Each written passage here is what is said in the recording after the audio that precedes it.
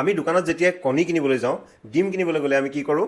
আমি সদায় ডাঙৰকেইটা উঠাওঁ আৰু সৰুকেইটা তাতে এৰি থৈ আহোঁ। কিন্তু আজি মই আপোনালোকক এনেকুৱা এটা ফেক্ট ক'বলৈ গৈছোঁ, যিটো শুনি আপুনি আচৰিত হৈ যাব। আৰু আমাৰ 90% মানুহে কথাটো নাজানে, গতিকে ভালকৈ শুনি লওক। ছিংগাপুৰৰ এখন ডাঙৰ ডিমৰ ফাৰ্মত এটা ৰিচাৰ্চ হৈছিল আৰু সেই ৰিচাৰ্চৰ পৰা গম পোৱা গৈছে যে যিবিলাক ডিমৰ চাইজ ডাঙৰ সেইবিলাক অলপ বেছি বয়সৰ মুৰ্গীৰ পৰা আহে আৰু সেইবিলাক ইনফেকশ্যন আৰু কণ্টামিনেশ্যন হোৱাৰ চান্সটো বেছি থাকে, কাৰণ তাৰ যিটো ছালটো থাকে, বাকলিটো থাকে, সেইটো বহুত পাতল থাকে।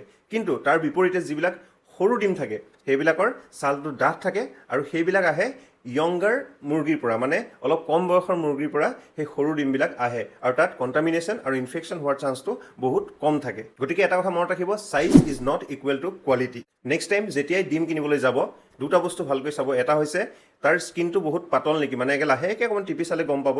যদি একেবাৰে পাতল হয় তেনেহ'লে সেই ডিমটো আপুনি নিকিনিব। আৰু ছেকেণ্ডলি ভালকৈ চেক কৰিব যে ডিমটো পূৰা চফা হৈ ক'তো ক্ৰেক যাতে নাই। যদি ক্ৰেক থাকে অলপো, তেনেহ'লে তাৰ ভিতৰত ইনফেকশ্যন থকাৰ চান্স বেছি থাকে আৰু সি আপোনাৰ স্বাস্থ্যৰ কাৰণে একেবাৰেই ভাল নহয়। গতিকে আজি আমি এটা কথাই গম পালোঁ যে যিটো ডিম চাইজত ডাঙৰ হয় তাৰ প্ৰটিন কণ্টেণ্ট আৰু নিউট্ৰিয়েণ্টছ কম থাকে, আৰু চাইজত যদি সৰু হয় নিউট্ৰিয়েণ্টছো বেছি থাকে, লগতে তাত ইনফেকশ্যন থকাৰ চান্সটো খুব কম থাকে। এই কথাটো যদি আজি আপুনি প্ৰথম শুনিছে তেনেহ'লে কমেণ্ট কৰি জনাব আৰু আপোনাৰ বন্ধুবৰ্গ বা পৰিয়ালক শ্বেয়াৰ কৰি দিব ভিডিঅ'টো।